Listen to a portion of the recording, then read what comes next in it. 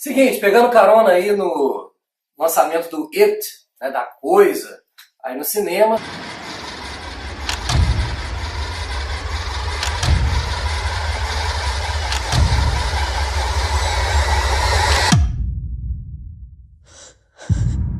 Bill, if you'll come with me, you'll float too. You'll float too. You'll float too. You'll float too. You'll float too.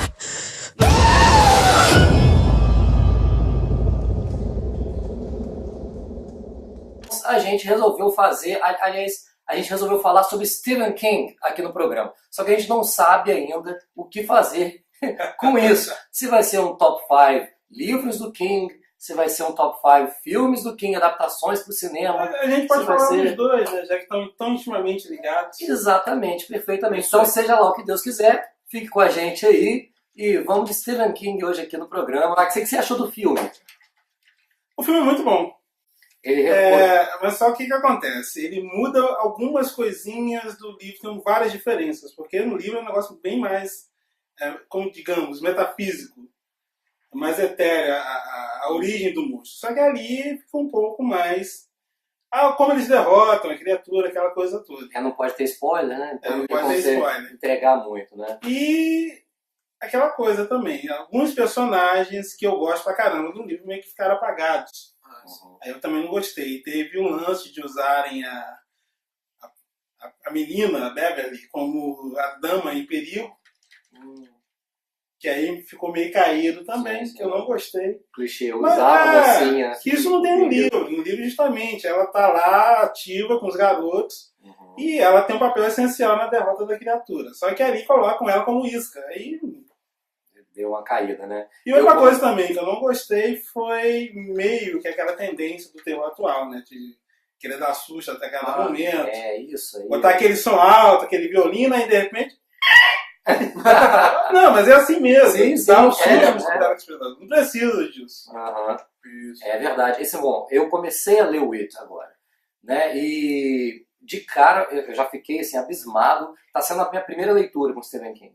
Eu já leio desde criança mesmo. Sim, eu já assistia muitos filmes dele. Quando a gente entrar na parte de cinema eu vou poder contribuir mais.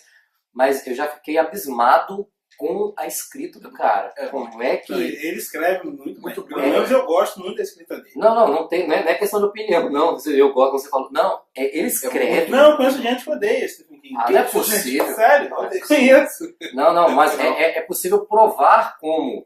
Fazer pena que eu esqueci, eu queria separar inclusive os trechos para poder mostrar para vocês assim, como ele consegue, na diferença de uma linha para outra, trocar o tempo, às vezes, das coisas acontecendo. A narrativa dele é muito boa. É impressionante. E é interessante nesse livro aqui que ele faz o seguinte: a narrativa ela se passa em dois tempos. Sim. Ela se passa em 1987, 88, e se passa também em 1957, 58. É a diferença daquela coisa dos 27 anos. 27 anos, isso. Então, ao mesmo tempo que você tem retratando as crianças adultas, ele começa com as crianças, ele começa com a morte do garoto. Sim. Isso aí não é tão spoiler assim, porque tá nos trailers. Tá no começo também. O capítulo 1 também já é assim do livro. Que a criatura vai lá e mata o George, que é o garotinho, do balão, do barco. Você pode até falar desse jeito mesmo, porque já virou até um clichê pra isso, sim, né? Sim. Fala em It, logo aparece o garoto do balão. O garoto do balão. Que aí tem a diferença, que no livro ele arranca o braço do garoto. Sim. E o garoto morre da hemorragia. Aqui no filme, pro propósito do filme, que você vai ver no final do filme, o corpo some. Perfeito. Ele pega o corpo do garoto. Entendi. Ele arranca o braço e depois pega o corpo. E isso tem um propósito no final. Isso tem um propósito no filme. No livro não, eles acham o corpo. O garoto morre de hemorragia. Sim. Você contando isso aí, eu lembrei de uns trechos, assim, na escrita dele, que ele consegue colocar uma coisa tipo assim, e fulano, por exemplo, estava tão alegre com aquilo que ele tinha feito, aí na linha de baixo já coloca coisa que ele não vai se sentir tão alegre assim. Como se tivesse um narrador da história. Exatamente. Exatamente. É o narrador contando tanto a história das crianças quanto a história da cidade. Porque a cidade no livro é um personagem. É um personagem importante. Então ele conta a história da cidade, ele vai falando das características das pessoas da cidade, das coisas que acontecem na cidade. Por que acontece lá? E você tem um narrador onipresente, onisciente, contando aquilo tudo. Que aí é o estilo da escrita dele. Agora, o It, muita gente já ouviu falar muita coisa. E os outros livros dele também são assim, Max? São. Vamos fazer um top 5 aqui. Opa, Fazer um top five. Vamos fazer um top 5. Top 5. Momento top 5. opa, então você vai ter que fazer assim, aquele 5, né? Aquela coisa assim. Vai lá. Então é isso. Então, Max, manda pra eles aí. Você Assim, que do que leu... eu li bastante coisa do King. Como eu disse, eu li desde criança. Sou fascinado por ele. Tem 5 livros, vou botar o top 5. O quinto livro vai ser o Salem. Que ele saiu aqui como A Hora do Vampiro. E o que trata o Salem? É a história de uma cidadezinha pequena. E nessa cidade, que o nome dela é Salem, que é Salem Slot, né? Vem de Salem Slot, que é o terreno de Jerusalém. Jerusalém é uma porta. Que ele conta a história da cidade. Que a cidade, antigamente, era uma zona rural. E tinha uma porquinha chamada Jerusalém que sumiu e ali era o terreno da Jerusalém. Aí abreviaram, ficou Salem. Só Salem. Boa.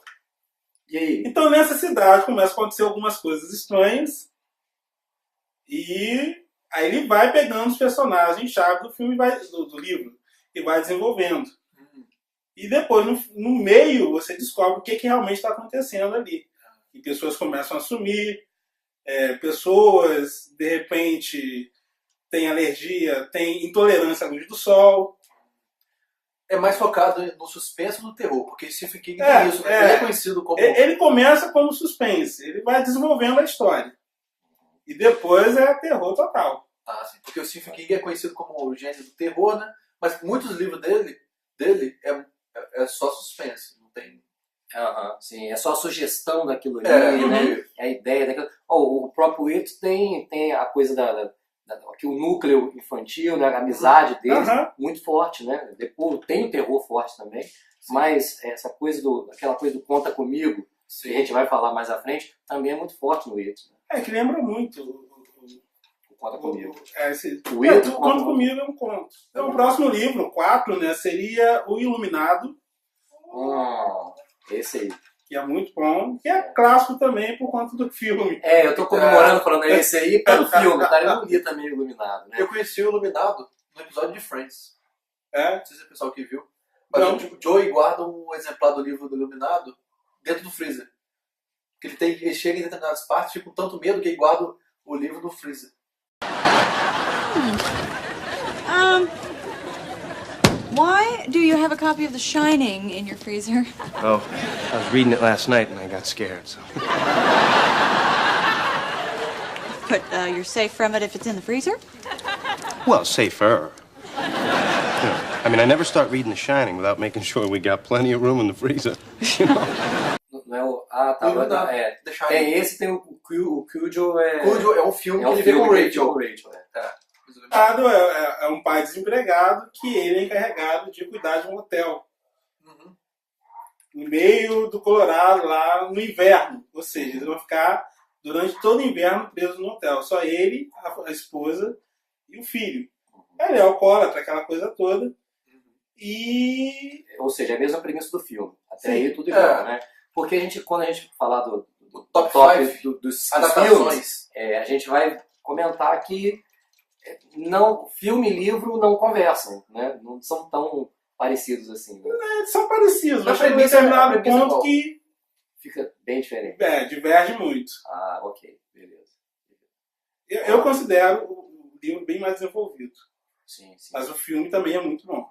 Porque aí é o Kubrick, né? Aí, aí tem muita coisa, tem muita coisa ali. Então é aquela coisa, no isolamento, aquela coisa psicológica do cara, vai desenvolvendo.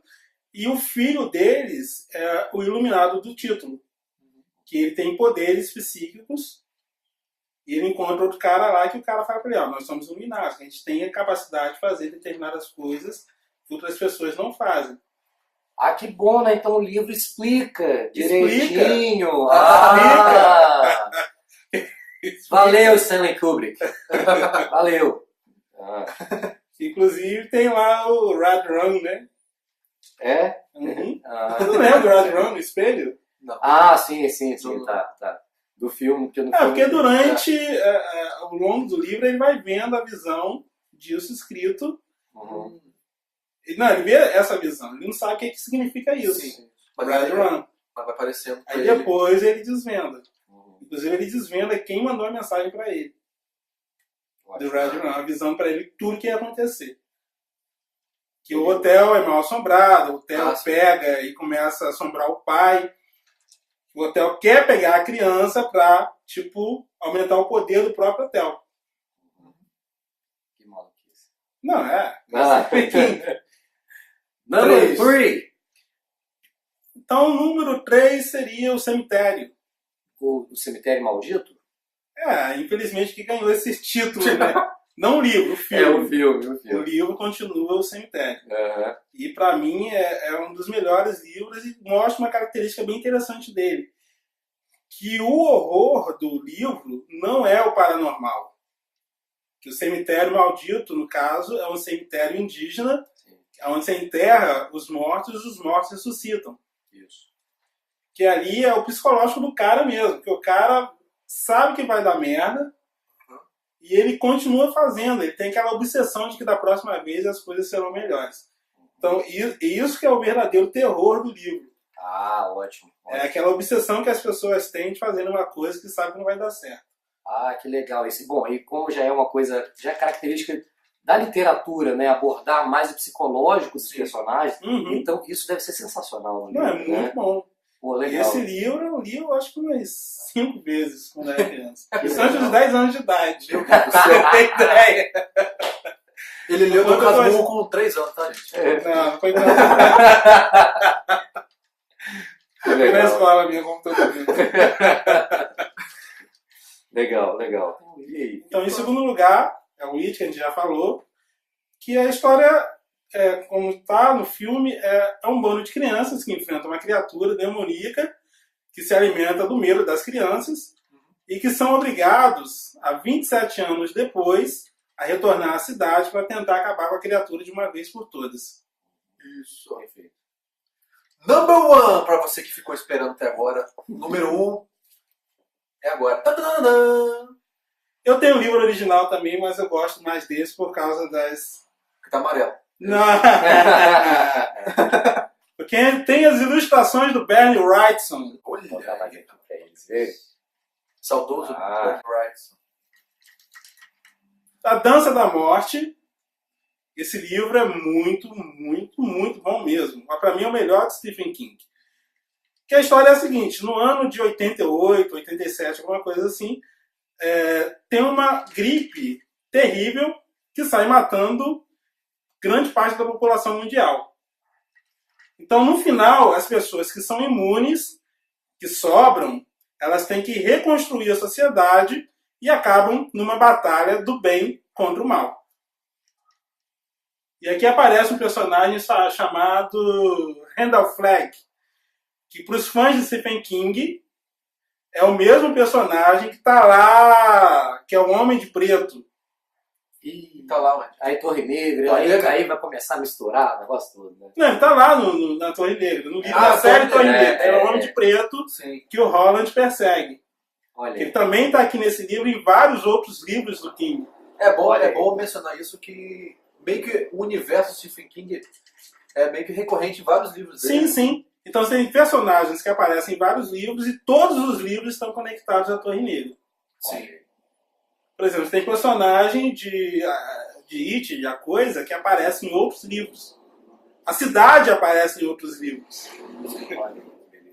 E o Stephen King tem isso também. Ele cria cidades fictícias, que aí no caso é Derry, é Castle Rock, que aparecem em vários livros. Que legal, beleza. Então se você, por exemplo, assim como eu estava antes aqui um pouquinho do programa começar, vasculhando aí a obra do Batman, do Grant Morrison, né? Perguntando a ele se vale a pena realmente investir nesse run tão grande, né? E se realmente é recompensador no final, pegar aquelas referências que só ele coloca e tal. Stephen King é por aí também, né? Vale a pena investir na bibliografia do cara. Eu tinha mencionado Bernie Wrightson também, ó, tem outro livro dele que está saindo também no Brasil agora, A Hora do Lobisomem, que também tem belíssimas ilustrações do Bernie Wrightson. Os caras que são fãs dele. Só um atento que a edição que está saindo agora, as ilustrações são em preto e branco. Nessa edição, que é uma pena, né? Nessa edição importada, são as ilustrações coloridas. As cores são maravilhosas. Mas a edição que saiu agora pela Suma tá lindíssima. Lindíssima mesmo. Legal. Bom, e esse é fininho, né? É fininho, rapidinho. Rapidinho. Diferente aqui do It e da Dança da Morte. Do Stand, né? Que são verdadeiros, né? A Dança da Morte, a edição nacional é maior que isso aqui. É mesmo. Dá pra construir uma casa só empilhando. É por isso que eu vou de e-book mesmo, né? Vou de Kindle, porque não. Bom, assim fechou o nosso top 5 de livros dele, porque agora eu tô doido falar dos filmes já também. Aguarde aí, próximo bloco. Ah, beleza. Próximo. Que beleza. Chique, hein? Próximo chique. bloco. Próximo bloco, então, fique com o top 5 dos filmes. Ou adaptações. Hoje a gente pode passar um pouquinho, mas enfim, se Max lê os livros do King desde os 5 anos de idade, a gente assiste o King, né, desde os 5 também. Às vezes você... Quem nunca viu conta comigo na Exatamente. Então, às vezes você assistiu o Stephen King e não sabe. Né? Então, fique com a gente.